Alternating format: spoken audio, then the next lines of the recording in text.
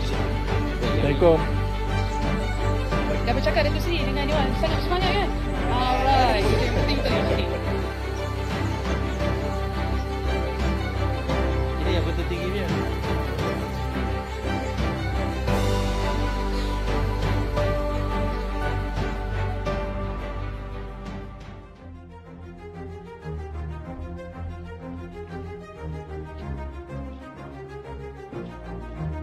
Untuk terutama orang power tu orang sahabat KKB. Respon paper dan Datuk Seri memang logik lah. Dia planning tu dan circulation apa semua logik. SG Datuk Seri yang ni lah ada 9 minit. Nanti si Mick saya akan datang ke Tawau lagi. Masa tu tengok patutnya 15% tadi saya tengok. Saya tidak teragak-agak untuk tamatkan projek. Tak boleh gagal kan?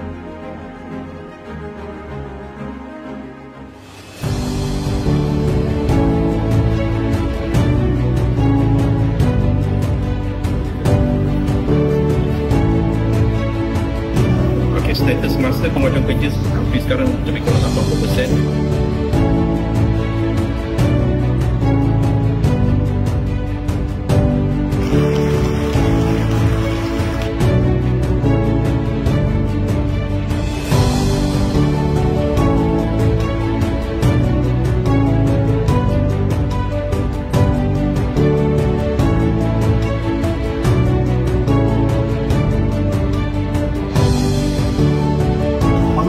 Brigade dan seluruh warga Timbas Brigade mengucapkan terima kasih di atas pilihan yang hormat ini hadir ke Semoga pada hari ini.